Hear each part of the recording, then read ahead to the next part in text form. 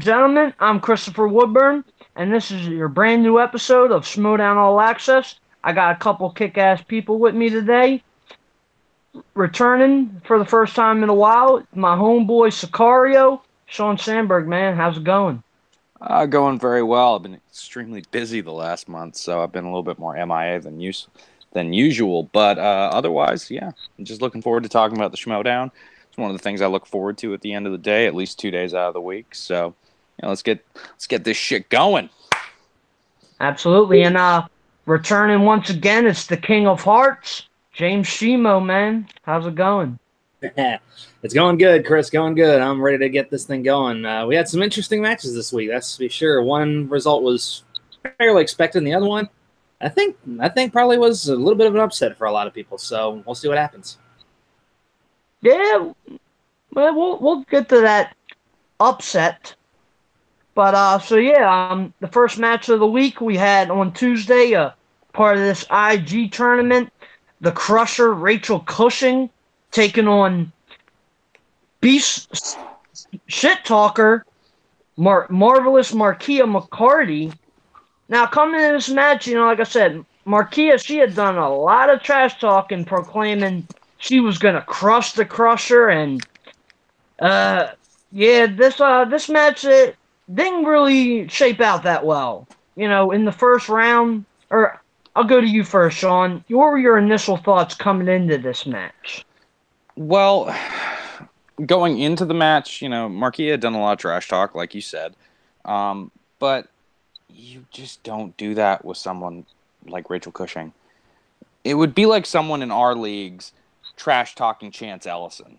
It's like you're probably going to wind up looking more like an ass if you do that than if you don't.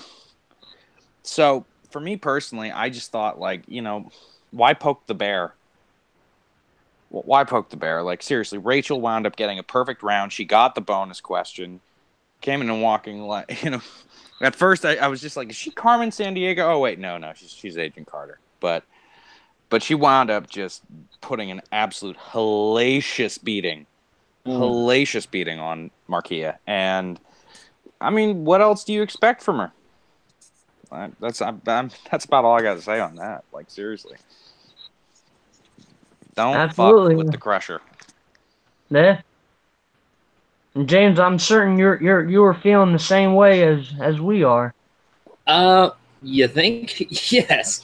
I mean, honestly, this was the type of grade A USDA choice ass whooping I was looking for in the Shire Wolves versus Lions Den match. I mean, come on. This was the equivalent of any one of us walking up to either Floyd Mayweather or Conor McGregor and just spitting in their face. We would have gotten our asses handed to us, and that's exactly what happened to Marquia here. And granted, I'm sure she's knowledgeable. I'm sure a bunch of stuff she does know about movie trivia and whatnot. Otherwise, Jay Washington wouldn't have recruited her. But you picked the fight with the wrong freaking person. Plain and simple.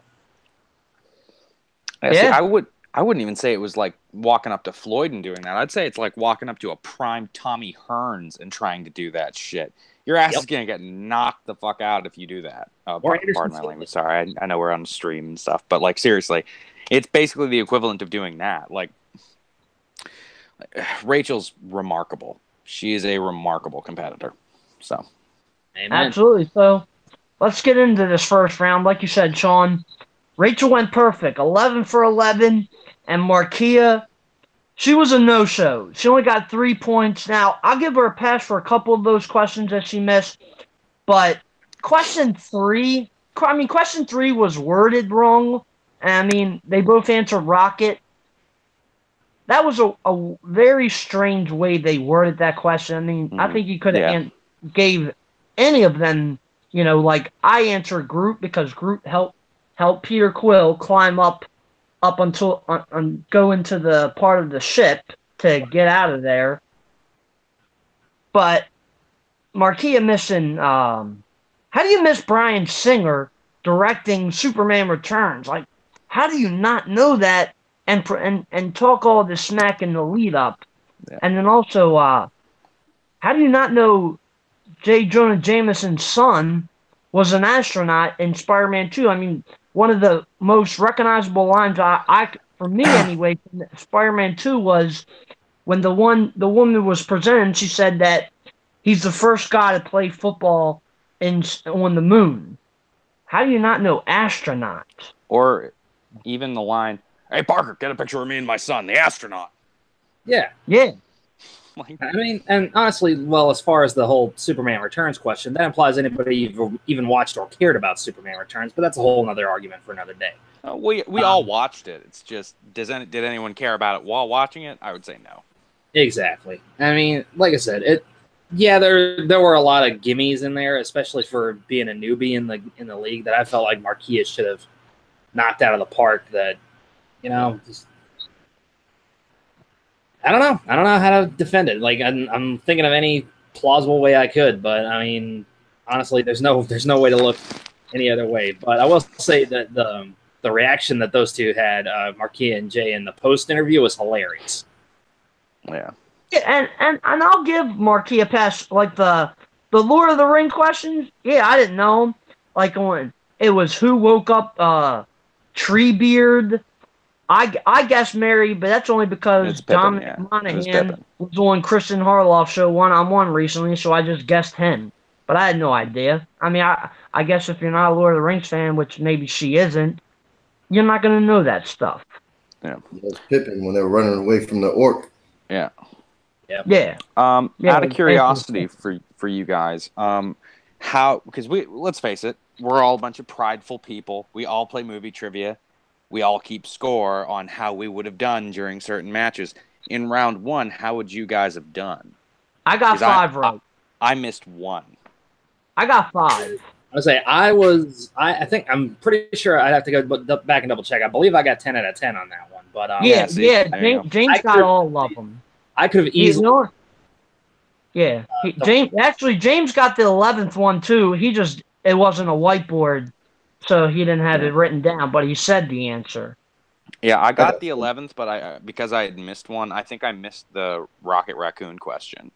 Yeah, and that's the thing. It would have been easy to do that because of the way that it was worded. I mean, in my opinion, the question should have been worded, who asked to get the leg in order to make the plan work for the escape, or something. Well, the leg was a dead giveaway because in all honesty, they could have said any character and that would have been correct. But the way it was worded with the leg, the metal leg, and I was like, oh, that was Rocket. Oh no, because Rocket didn't even bring the leg back. Somebody else did it. He was like, oh, I was just kidding. So yeah, that was worded weird. Peter Quill got the leg. Yeah, that was worded weird. And any Guardian should have been acceptable. Yeah. Yeah, it was a peculiar question, but I mean, any which way you slice it, like I'm much like Chris. I said Groot for that answer, but otherwise, I didn't miss any of them, and I'm just a little surprised by the way that first round wound up turning out. It was definitely weird. Right, and I feel like if any of the competitors had gotten it wrong in that situation, there would have been an argument to be made for a challenge in that. 100%, 100%. Yeah. Anyhow. Yeah. So after round 1, Cushion's up 11-3. Rachel goes ahead and she spins, and she lands on Star Trek. Now we know her to be a Lord of the Rings fanatic, but she stuck with Star Trek, which I'm sure surprised a lot of people. It certainly did for me. Surprised the hell out of me. Yeah, and she did fairly well. She went 3 out of 5, got 6 points. Marquia was able to capitalize on 2 steals. I mean, they were 1-point steals, but nonetheless, she was able to get that. And then Marquia, this is where the match just went down the drain for her. She spins Star Wars. She doesn't want it. And then she spins DC. And she got all 3 questions wrong. On question 1, she goes multiple choice. Was how much money did the Joker, dump on Gotham in '89 Batman? And she says $2 million, but that wasn't an option. She messed up. She knew she messed up, and Rachel got the steal on that. And then question 2: how do you not know what city Lois Lane was in in the beginning of Superman 2. How do you not know that? Of course the answer is not going to be Metropolis. That's too on the nose. And then Rachel, she gets the 2-point steal there. And then on her third question, now, yeah, I'm a Dark Knight trilogy fanatic. How on multiple choice do you not know Miranda Tate is Talia al Ghul's, fake name? How do you not know that? I don't know, man. I found the DC questions were pretty easy. Like, I didn't miss any of them. But, I mean, I think after a certain point when Rachel has such a commanding lead, you feel a lot of pressure at that point. Yeah. Like, at that point, I imagine Marquia felt like she was getting strangled by a boa constrictor in that entire instance. There was no way she didn't feel like that. So when that happens, sometimes you can really get in your own head, and answers that you would normally have, they don't wind up coming to you. Like, I mean, for Christ's sakes, Chris, how many times have you had a question that got asked to you that you're just like, I know the answer to that, but why can't I fully place it? Like, for Christ's sakes, first match I ever played against you, first question was Roadhouse, and you got so pissed because it just slipped. That was it, man. Like, yeah. And so I guess with her, like, maybe it was just a case of nerves or something like that, or maybe it was just a brain fart overall. But I can't really get mad at her about it because, while it sucks, and yeah, I think most of us would have gotten those questions right. I know two people that like would have just absolutely dominated this match, but it is what it is, man. Like, I would put it down more to nerves than anything else. Yeah, but the problem with that, though, is, I mean, I can understand, but when you talk the big game that Marquia did coming into this thing, you got to show up. You can't talk trash like that and then have a performance that abysmal.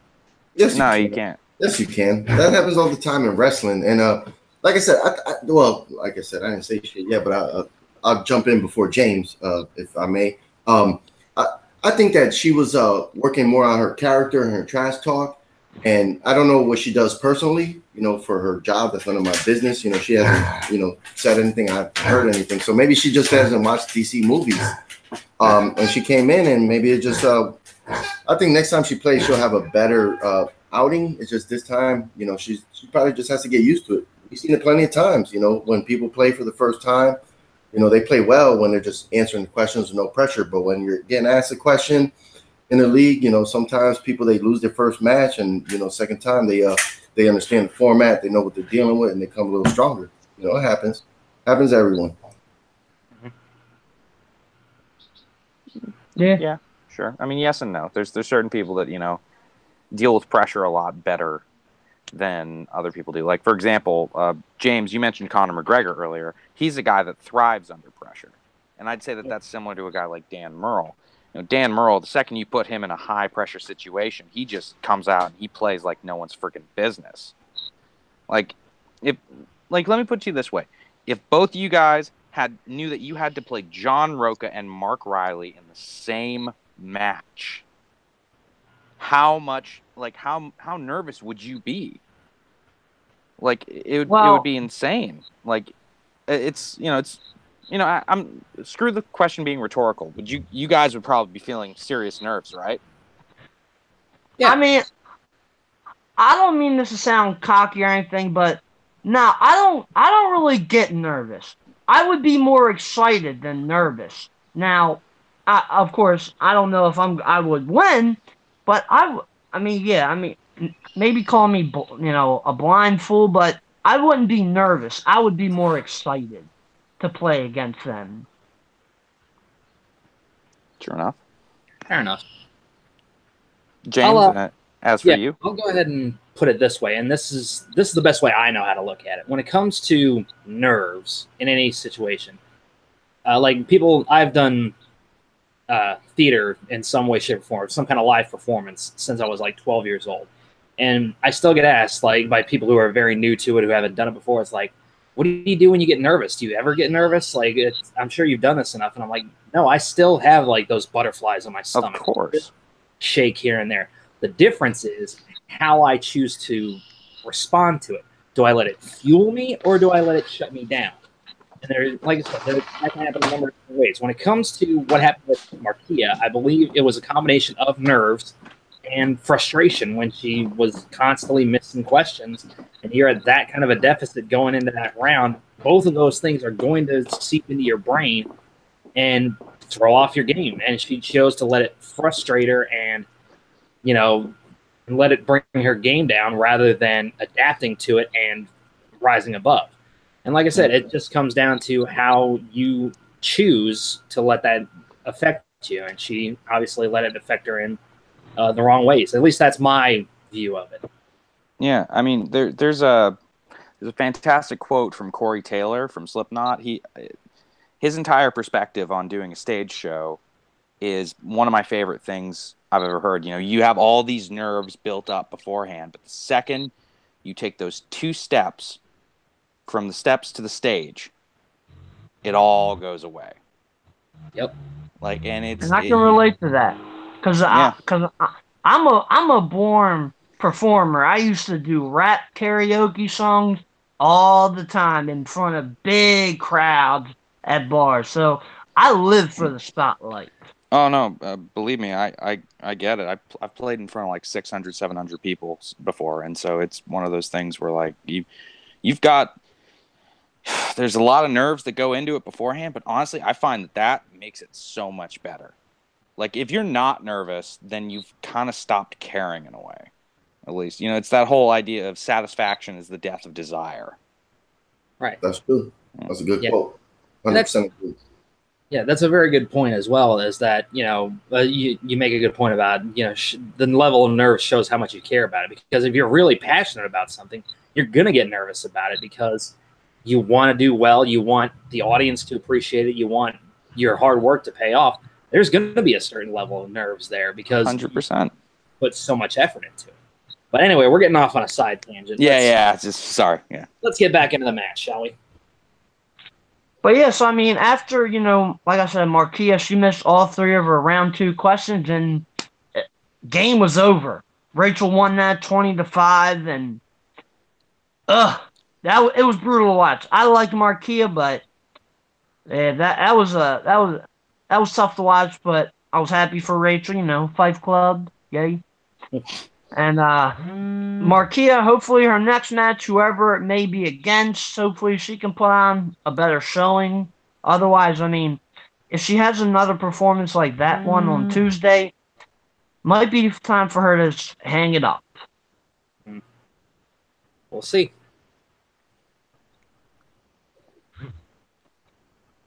Did you guys have any other thoughts about that match?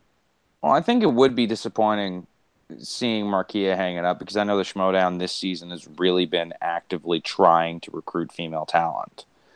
Absolutely. So I think that would be a disappointing thing to see, you know, someone hanging up after 2 matches, especially given the fact that there are people that have lost so many matches, you know, and they haven't given up on it. Like, I mean, for Christ's sakes, Makuga has lost what? How many matches has Makuga lost at this point? Like, I think it's something like 6 or 7 matches or something. 7, I think. Yeah. Yeah. Between But singles. he keeps going though. Yeah, but of those matches now, disregard teams because we all remember that ass whooping him and Finstock took to the Patriots. But as far as singles goes, has Makuga ever lost a match that badly? I don't think he hasn't. Yeah. No, he hasn't. I mean, and I'm not rooting for like Marquia, you know, hang it up. I'm just thinking when she gets another match, if she has the kind of same showing, maybe it might not be wise to put her back in it. I mean, I don't know. At least maybe not right away. Yeah. Give her some time to kind of take a breath, readjust herself, maybe, and then give her another match. Yeah, I guess, you know, overall, I just hope that they call it quits. I think from a 50,000-foot view, everyone should treat it like Caleb Coho does, because Caleb will just lose and lose and lose, but then he just keeps getting back on the horse, no matter what it is. Yeah. and it's very commendable. Yeah, I'll give him that. He never gives up. Yeah. So, let's get into this post-match, or post-credit scene. We had, Roca and Riley to start off, just talking about, the Horsemen, and they're coming, and then Dan Murrell joins them, and they talk about Dan's match at the Collision against Andrew Guy, and they start chuckling. I mean, that was pretty funny, and Murrell's going to destroy Guy at the Collision, I believe. I don't give him much chance. What about you guys? Andrew Guy's got to play the game of his life to beat Dan Murrell. Dan Murrell is as far as people in the Schmoedown go, I've done considerably well when keeping track of my score against, the people that have competed there. Dan Murrell's the only guy where I'm just like, yo, fuck that. I'm never playing that guy. He is the scariest movie competitor I've ever seen. It's unquestionable. He's remarkable. He's the GOAT. So I don't see Andrew Guy having a prayer. Andrew Guy's gonna beat the shit out of that dude. The GOAT. His last title match, what was the score? He had 11 points when he lost the title to Christian. I mean, everybody's praising this fucking guy. Dan Murrell's probably a Haven, quit kissing Andrew Guy's ass just because he's in the Jack of All Trivia group. No. I'm not biased. I think it's fun for the league. I think the storytelling is compelling, for a new guy, pretty much. He debuted last season, but this season, he's on a run now that he got out of prison. These guys are making the league great, man, and it's a good storyline, and it's fun. And, if he wins or if he loses, I'm just going to be happy to watch the match. Murrell's going to beat him like a retarded stepchild. These guys are human beings, and I don't, if he loses to him, even if Dan Murrell destroys him, which I don't ever see that happening, but it's fun, and I enjoy it, and I'm just glad to be watching that match with a guy that brung Dan Murrell back in the league. Nobody else did that, and he's getting the first match. I don't think that's what brought Murrell back into the league. I just think Murrell wanted to come back. It's just that Andrew Guy beaking off definitely, was like he was the first Andrew guy. Guy got so much momentum behind him, millions and millions of followers worldwide. Dan Murrell had to come back really to look like a chump. That's my final 2 cents. Thank you. Lordy. All I'll say on the whole Dan Murrell Andrew Guy thing is, Andrew, if you're watching this, and I have no way of knowing if you do, we have a saying where I come from: never let that alligator mouth overload your puppy dog ass. Dan Murrell is going to come in here, and he is going to whip the ever-loving shit out of you, and you are going to take an ass whooping like your daddy should have given you when you were a kid, because otherwise you wouldn't have turned out like a snot-nosed punk. That's all I got to say about that. All I'll add on to this is, if Andrew Guy wants any shot at defeating Murrell, he cannot have a first round like he did at that team match at the live event. Fuck no. He played poorly then. He cannot play that poorly against Murrell if he expects to at least have a chance. I'll put it like this. If Andrew Guy beats Dan Murrell, I will shave my head. Who? You heard it here first. I'm making a guarantee on that. If Andrew Guy somehow beats Dan Murrell, I'll shave my head. We need a blood oath. Cut your hand. Okay, well, July 13th, it's booked. You heard that. Okay, so that's everybody's thoughts on. So we'll move on to Friday. Now, first off, I want to say Friday was a kind of difficult day for me. June 15th, it was my mom's birthday. She would have been 60. R.I.P. Mom, I love you. But Peace, we Mama got a Schmoedown match. And yeah, that always eases the pain. And then I want to give a shout out to Albert. I don't know I can't pronounce his last name, so I'll say Albert W, because I don't want to butcher it. He put together this great reaction mashup with Late to the Party, Taylor Robinson, Jeremy Hastings, and a bunch of other people. I'm blanking on some of the names. And Christian, they featured this thing at the beginning of the match. I just want to thank Christian. You know, we all love the Schmoedown. We live and breathe this stuff, and you know, see myself on there, it gave me goosebumps. So I want to thank you for that again. So yeah, so all right, so our Friday match, you know, we had Ethan Irwin, who's just been he's been hot, 2-0. He went 15 rounds in the free for all, taking on one half of the team champions, Drew McWeeny.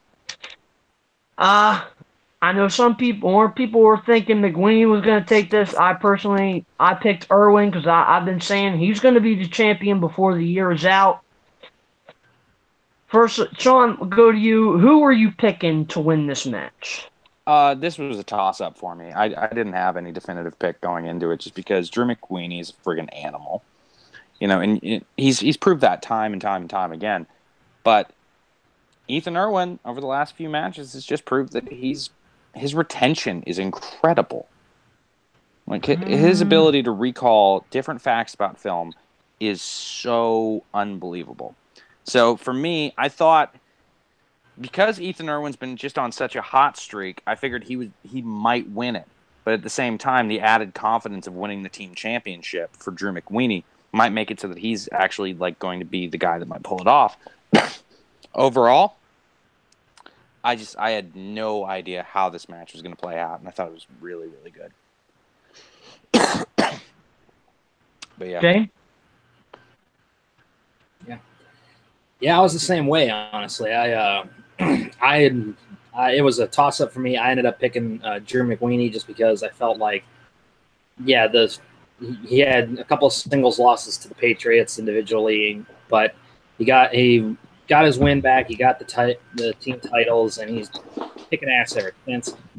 And we know how much he's been looking for a lot more competition. He got this match with Irwin, and then after this, he's supposed to be Snyder at some point. So I don't know whether I don't believe Drew is looking past in this situation, but yeah, I mean, both of these guys are just juggernauts in terms of what they know, how well they can recall it, how well they remember even some of the more minuscule details that clue them into the answers. So, but yeah, like I said, I hadn't picked Drew McWeeny going into this, but regardless of how this match turned out, I wasn't going to be upset. Yeah, so all right, so round one, you know, Irwin, he got off to a quick lead. He was up 4-1, or 4-2 after 5 questions, and then he's struggling in the last 3, only getting 1. Drew got 2 out of his final 3. It was Irwin in the lead 5-4. Now on question 2, it got, what was the color that Daniel had to paint the house in the original Karate Kid? Did either of you guys get green? Me personally, yeah. I guessed yellow like Drew did. I did too. I went with green because I saw it so many times when I was a kid. I grew up doing karate, so. Yeah, I for the life of me, I could not remember that color, so I guess yellow. Because I actually picked yellow because that was the color of the car that Daniel ended up getting it towards the end of the film. And then on question 4, we had a little bit of controversy. It was name the other film that was directed. The guy who directed Patriots Day. That Patriots Day was the answer. Peter Berg. Yeah, Peter Berg. It was Deep. Which other film came out in 2016, 17? Yeah, other than Deepwater Horizon. Yeah, other than it was Patriots Day, but Drew, unfortunately, he just wrote Patriot. He didn't include the apostrophe S, and it cost him. Did you guys agree with that decision? Yeah, I mean, it's not the name of the film. If the film was called Patriot Day, then yeah, you would have had a point to argue, but otherwise, it's not the name of the film. You can say it's semantics at the end of the day, but what's the title of the film? Yeah. If I mean, said, I did not agree with it. I thought maybe they might give it to him. like, for example, if you got to ask the question, Sam Spade's the lead character played by Humphrey Bogart in which 1941 film, and you said the Malta Falcon instead of the Maltese Falcon or something like that, it's equally as wrong. Mm-hmm. Yeah. It's just not the name of the film. That's all. Yeah, I mean, not much more to say about it. Yeah, I mean, granted, it was like a friggin' punctuation mark and an extra letter, but we've seen them, not award points for other things that are just as minuscule in some ways. So I wasn't mad at it. I wasn't upset about it because at the end of the day, I mean, it's not called Patriot Day, it's Patriots Day. So, like I said, I let go of it pretty quick and just moved on. Yeah. Yeah. And then on question 6, Drew had another major flub. It was who was the co-star to Sandra Bullock in the film The Heat? The answer was Melissa McCarthy, but Drew answered Sofia Vergara. But Sofia Vergara, I mean, I'm thinking maybe he was thinking of the film Hot Pursuit. Hot Pursuit, with Reese Witherspoon. Yeah. He was definitely thinking of that one. Yep. Yeah, that's the only movie she starred in as a co-host, and with 2 female leads. So yeah, he made a mistake. He thought of a different film. Yep. Yeah. Yeah, and then on question 8, Ethan had a little bit of a slip up. It was name the film that the villain Toe Cutter appears in, and he wrote Mad Max. Road Warrior. Road Warrior. Yeah. And that cost him. And Drew, he ended up getting that question. So yeah, after round 1, Ethan was up 5-4, and then Ethan and it was strange in the editing, like they didn't even ask Ethan, did he want to spin first or defer? Like they just said, go ahead and spin. I mean, that must have been like an error blunder. Well, I think Ethan had gotten up and actually moved to the wheel to indicate that he was going to spin first. Like Mark Ellis had made the comment, like you were modeling that wheel very nicely. So that implied, I think he was standing next to it just off the shot. So I think maybe he had already gotten up in anticipation of spinning first. So maybe that's why they kind of skipped over it. Yeah. So Ethan, he spun animated, and I'm not surprised, but he got the hell away from that category, and then he landed on Clint Eastwood, and he killed it. He went 4 for 4, got 8 points. No, he didn't have to go multiple choice not once.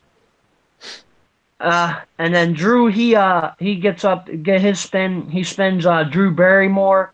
He didn't want any part of that. So, and then he gets comedy. He also gets 4 out of 4, but he had to go multiple choice a couple times. Now, for me personally, on question 3, I actually got confused on it. I confused myself. It was, what was Bernie Focker's profession in Meet the Fockers? And my mind went straight to Greg, who, was a nurse. And it turned out was a lawyer. Did that guy trip you up at all? Not really. Granted, I haven't seen Meet the Fockers in a while, but I knew when he said Bernie, I was like, oh, that's Ben Stiller's character's dad. So he's the one more or less, and he does have a line, I think, towards the end of the film that he was a lawyer or anything like that. So I keyed in on that, and that didn't really shock me at all. So it didn't really trip me up. Sean, how about you?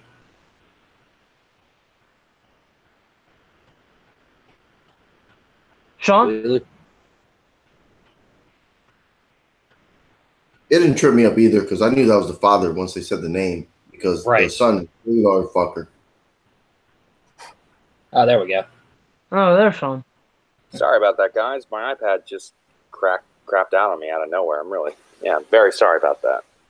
That's all right. Yeah, we were talking about that question 3, the Bernie Focker profession. Did that trip you up at all? Did you like? Because I initially thought talking about Greg Focker. Did you get No, Bernie Focker's his father, played by Dustin Hoffman. So that one was pretty straightforward to me overall. I didn't really get tripped up on that one. And then they had a little bit of an error on question 4 for Drew. It was in the question. It said who named the film where Aaron Eckhart plays the character Nick Taylor. It's Nick Naylor. Yeah. It was Naylor. So Naylor. they had made an error there in that. I mean, we've seen that before, and it's going to happen occasionally, but Yeah, it's human error. It's gonna happen, exactly. So yeah. So after round 2, Ethan's in the lead 13-10. He picks his first 3 numbers, 1, 7, and 17. Drew picks 10, 12, and 3.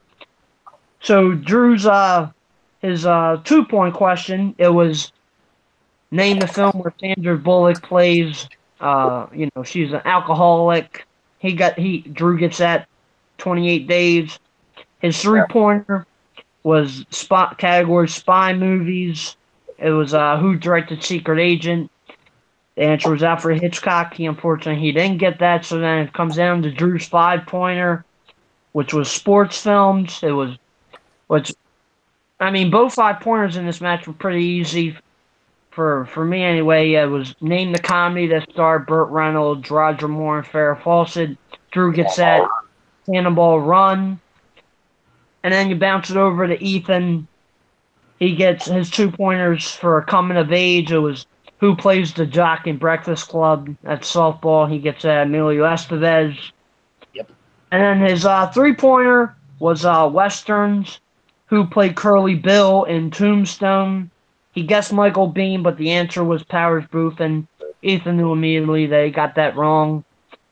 And then here comes last question of the match, 5-pointer. 90s movie, something he's probably very strong in.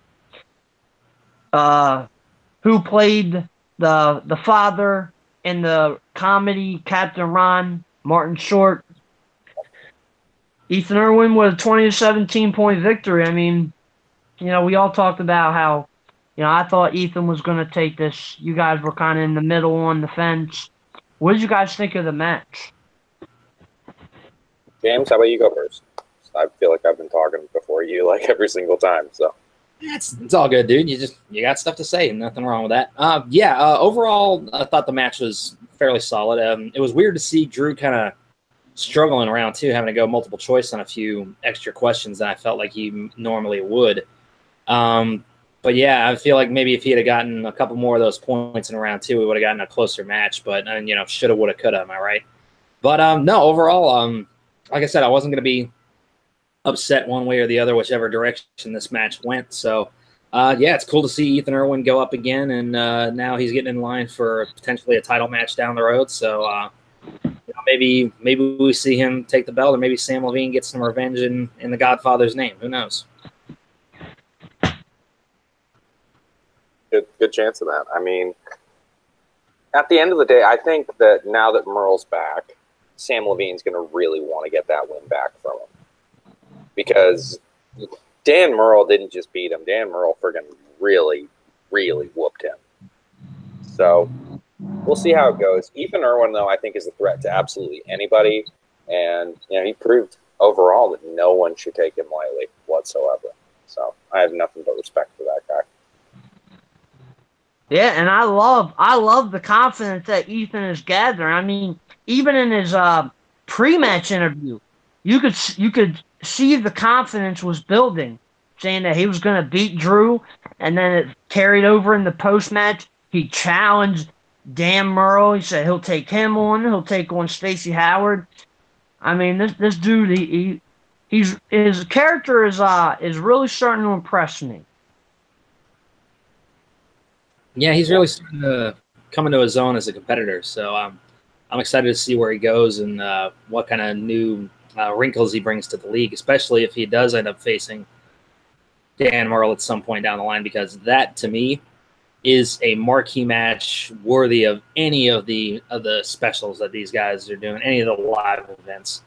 I would pay very good money to go see that, even more than what they charge for the top tier of the live event tickets. So, well, I'll be honest with you. Now, I would love to see Ethan take on Dan, but at this point, yeah, Dan, he was the former champion, but he's been gone for a while. he's got to work his way back up. Now, and Ethan's 3-0. I think Ethan, his next match should definitely be a #1 contenders match. And then if he wins that, he gets a title shot with whether it's Sam or not.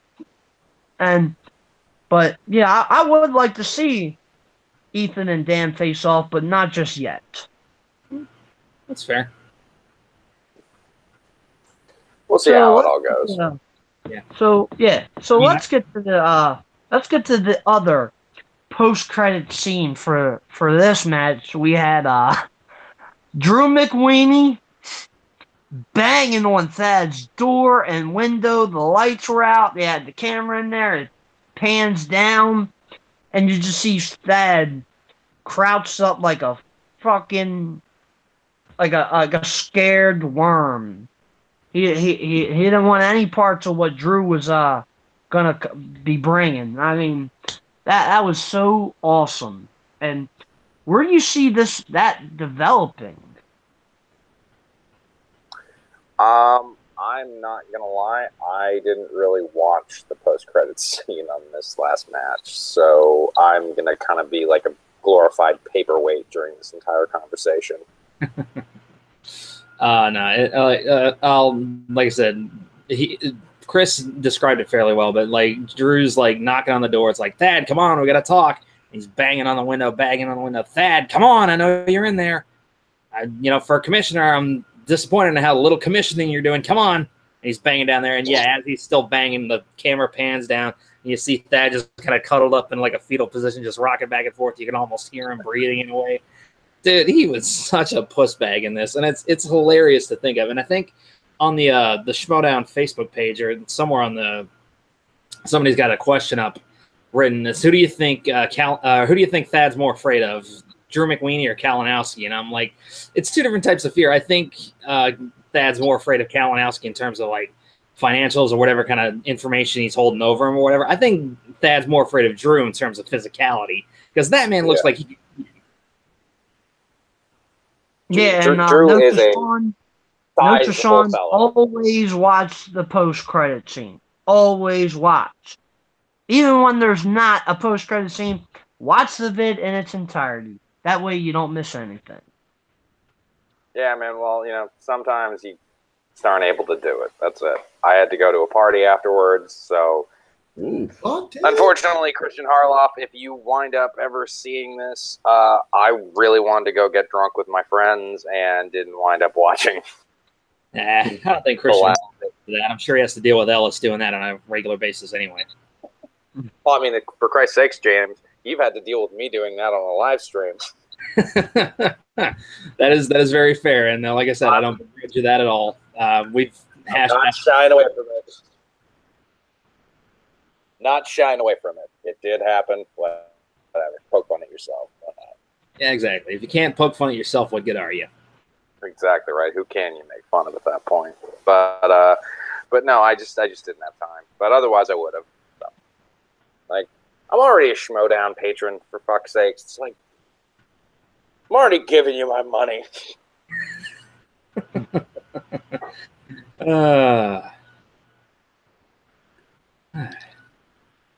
So let's talk a little bit about this upcoming week matches. We have on Tuesday we have another IG match in this tournament. We got Eric Zipper, who he's played in the teams. He's part of World's Finest, and he's taking on Mike Carlson, who debuted in that Fatal 5-Way IG match where Donica ended up winning and got him his shot at the title. And Carlson, he played fairly well in that match. I don't know what Eric's, his extent of IG knowledge is. We'll find out on Tuesday. But Carlson actually played pretty well. I think he put up like 21 points in that match, which is respectable. What are your guys? Who are you guys going with in that match? I think that Mike Carlson's a very erudite individual. I think that his ability to pick up on things and to get better constantly is something that's really shine through when it comes to his time in movie fights, because he's always been good at it, but over time you watch the development that guy's had, and it's been absolutely remarkable. So I don't see that being any different when it comes to movie trivia. I think that the guy is just so knowledgeable, and you can tell he's a really competitive guy. Like, I can tell you right now, he did not like losing that last match. I know no one likes losing, but my God, you can tell that burnt his ass. So I think that Mike Carlson's going to be a guy that's going to be a very formidable opponent. You know, the more time that you give him. Yeah. As far as it goes, I mean, Eric Zipper. I mean, we've obviously seen what he can do with, World's Finest. Obviously, he's got some inner geekdom knowledge. Carlson, yeah, you could tell he definitely wants to prove himself after what happened in that last Fatal 5-Way, and especially I think now with it being one-on-one more so than having all those bodies at the table at once. I feel like he'll be able to focus a little bit more. Yeah, I think it's going to come down to the wire with these two, but I do see Carlson taking the slight edge just by a bit. Only because I also think that maybe in the back of Zipper's mind is World's Finest upcoming #1 contender match against the Shire Wolves. So, granted, you always want to try to block that out, when you're going to the match, but that's always in the back of your mind somewhere. It's like, yeah, I got this, but then, yeah, I got to take care of that too. It's like I got to prep 2 different ways. So, he may be getting stretched a little thin in that realm, but who knows? Well, it also depends on the way that you look at it. He's going to have a level of competition with Mike Carlson. It's going to prep him very, very well for playing the Shire Wolves. So he might be looking at this not only as something that he would really like to win and advance further in the tournament, but also as a way to prep himself for playing against the Shire Wolves. Just the more and more you compete, the better you get. That's just a fact. That is true, but you also got to remember. You also got to take into account he's getting more specialized questions in this one than he's going to get in regular movie trivia match as well. So that is true. Absolutely, and then on Friday we got a double header. We got another IG match. The Kalinowski's making his return. He put out the challenge to Jared Habon. He's getting it. Is Kalinowski going to win this match? I believe so. What say you guys? I think one way or another, it's going to be a very entertaining match. I've said it before, and I'll say it again. Right now, Mike Kalinowski is doing some of the best heel work I think we've ever seen in the Schmoedown. Between getting this whole Inner Geekdom tournament thing going, as well as the turn that he made on the league and everything else, just it's some of the most nuanced and really well done character work I think we've seen out of any of the characters in the Schmoedown. And I say characters because obviously these guys play it up just a little bit, and the best of them are just their actual personalities turned up to 11. And I feel like Mike's getting a lot more freedom to do that with this. But yeah, I mean, he started this whole thing on Twitter. I mean, it's boiling over. Kalinowski's got a lot to prove in this match, and I feel like he's going to want to whoop up on Habon as best as he can. So I'm not going to say it's going to be by a huge margin, but I am going to give the edge to Kalinowski here. I'm also going to give the edge to Kalinowski, but to kind of pivot off of James's point, one thing that Kalinowski did so brilliantly with his heel turn is he was such a good guy. He was such a good guy for so long. And the guy dressed up as Batman and Captain America in so many different matches. And so when he did the heel turn, it actually meant more. When you come in as a heel, you can even see it with someone like John Roca or whoever, you can burn yourself out doing that. It can get old really quickly. But the second that you see a good guy turn bad, it's like when Hulk Hogan showed up and he joined the NWO. Woo-wee! That's right. Absolutely. That moment was so huge for people because it's like, oh my God, the ultimate good guy just went bad. And Kalinowski did that so brilliantly. He understood exactly what he needed to do. I guarantee you this was his plan from the very beginning. He was working out his heel persona while he was doing the face stuff.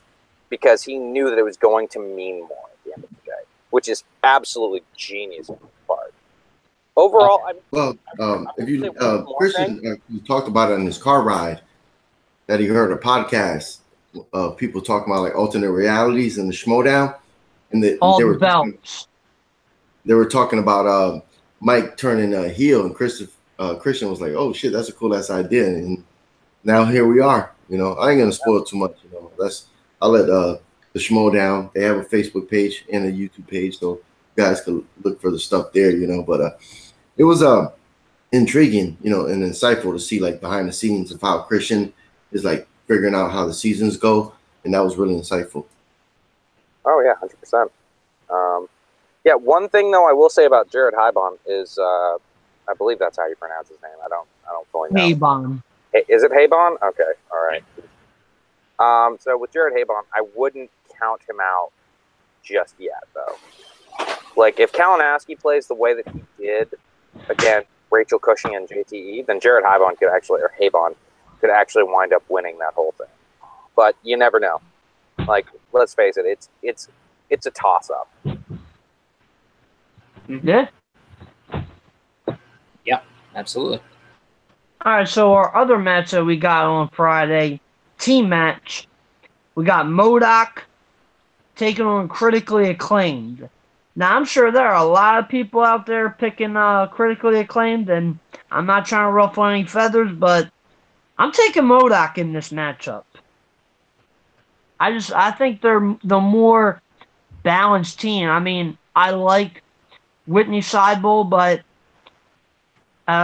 he's struggled a little bit in the past, and I just think between Gray Drake and Matt Atchity, they're a more well-rounded team.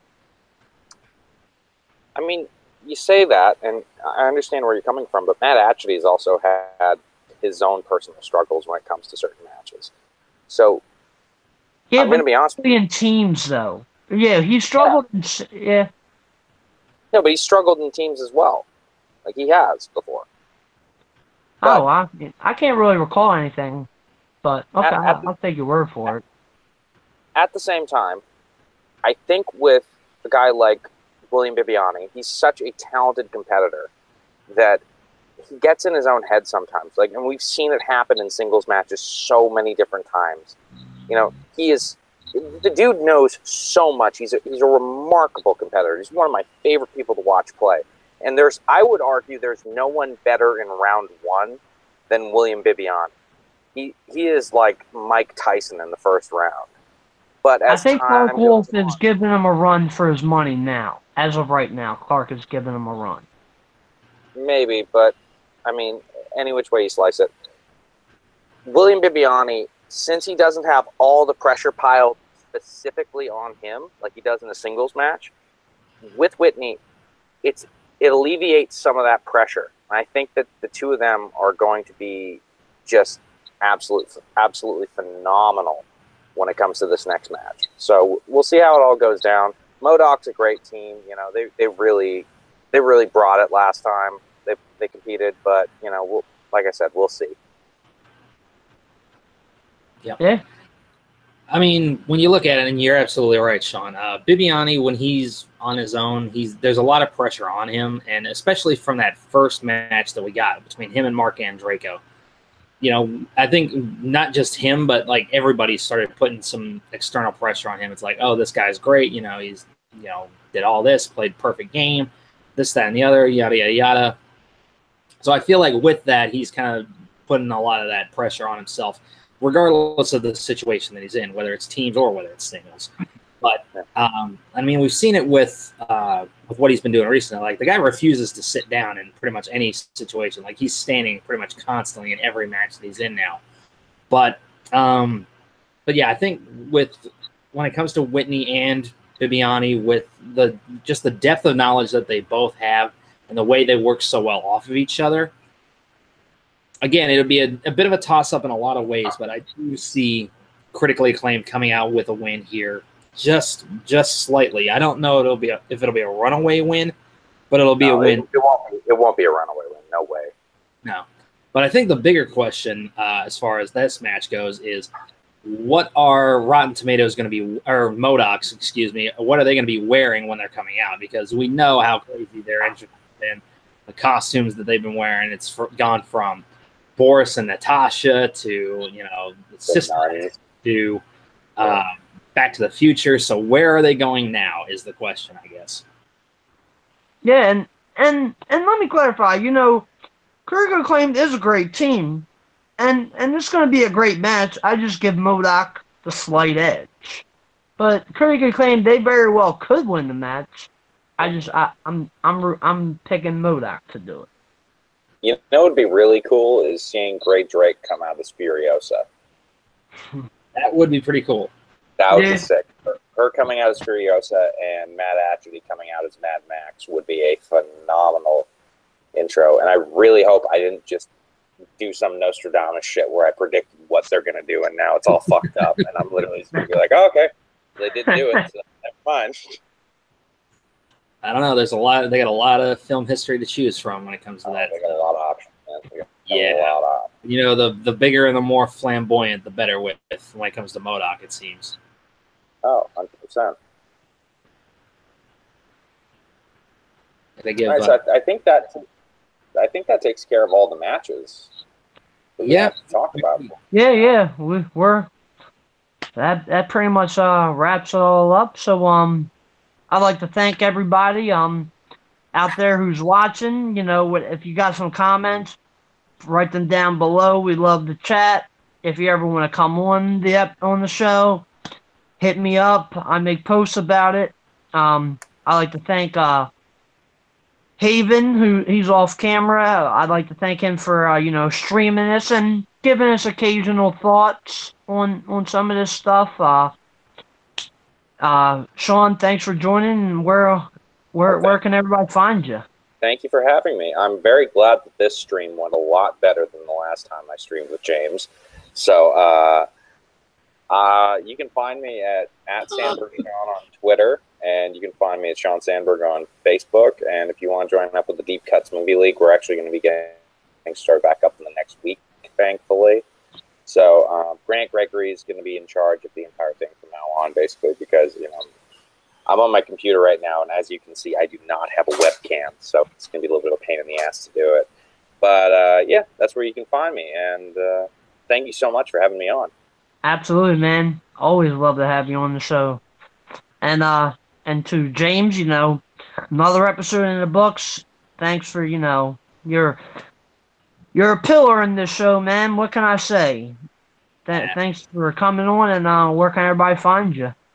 Happy to be here always, Chris. And you guys can find me on my own personal YouTube channel at James Schmo. You can also find me on Twitter at James E. Schmo. On my usual YouTube channel, I do movie trivia Schmoedown reactions, death battle reactions from time to time. I also do trailer reactions. You can also find me there doing my own show, Sweating It Out, where a bunch of just big old nerds just geek out over whatever they choose to geek out over for the 3-4 hours we have free. You can also find me here at Jack of All Trivia doing Schmoedown All Access. You can find me doing the Inner Geekdom League. Hopefully we'll be starting that up fairly soon. You can also find me competing in the wrestling and the movie leagues. And pretty much anywhere else Jack of All Trivia has got some time if they want me to host, though. Who knows? We'll see what happens there. And you can find me on YouTube at Christopher Woodburn, Twitter, Chris Woodburn83, Facebook, Christopher Michael Woodburn. And if you do Schmoedown reactions, trailer reactions, if you want to come, like I said, if you want to come on the show, be a guest, we'd love to have you.